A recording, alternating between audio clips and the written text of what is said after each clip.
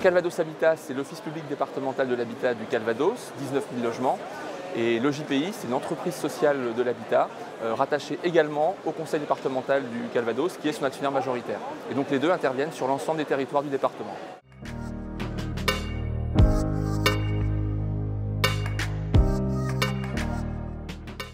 Le premier objectif, c'est un objectif de la part du conseil départemental de rationalisation de ces outils de logement social, puisqu'en fait on est deux entités qui exerçons les mêmes métiers au service des mêmes populations, sur les mêmes territoires et rattachés à la même collectivité.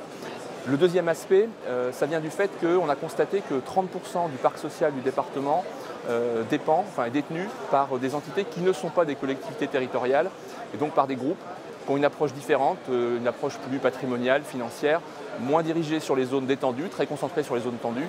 Et donc ce que souhaite le conseil départemental, c'est garder la maîtrise locale de son outil dédié au logement social.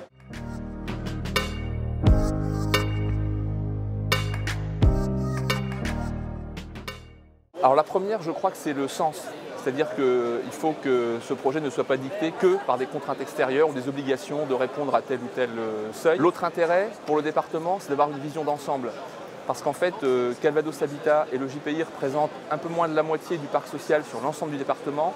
En revanche, sur les 2 tiers sud, qui sont les territoires les plus détendus, où il y a une vacance significative, où il y a des gros besoins de renouvellement urbain, là on représente 3/4 du parc social. Et donc le département souhaite vraiment conserver une intention, une capacité d'intervention sur l'ensemble des territoires. La deuxième condition qui me semble essentielle, c'est la capacité à mobiliser des ressources.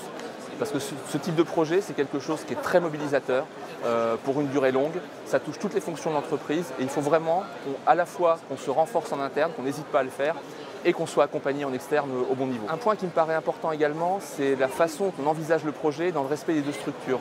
C'est-à-dire que dès la phase projet, la façon dont on envisage la gouvernance, le pilotage, dont on conduit le projet, c'est déjà quelque chose qui préfigure les relations par la suite entre les personnes des 2 structures. Et donc c'est une phase qui est très importante par elle-même. Le dernier point, c'est l'importance accordée à la conduite du changement. En fait, un tel projet, ça induit des bouleversements très importants, de grande ampleur, que ce soit à titre individuel, à titre collectif. Et donc c'est vraiment une dimension qu'il faut prendre en compte dès le début du projet et à laquelle il faut accorder une attention très particulière.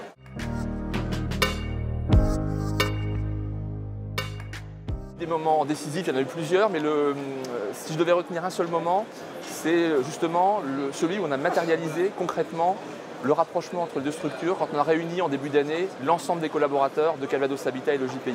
Parce que on s'était côtoyés, on avait travaillé par groupe projet, ponctuellement, on en parlait depuis des mois, au début en petit cercle, après en cercle plus large. Mais là, c'est vraiment le moment où tout le monde était réuni dans un même lieu, dans un même endroit. Et donc ça a une valeur symbolique très très forte et c'est quelque chose qui a marqué les esprits, je pense, quand on a fait ça.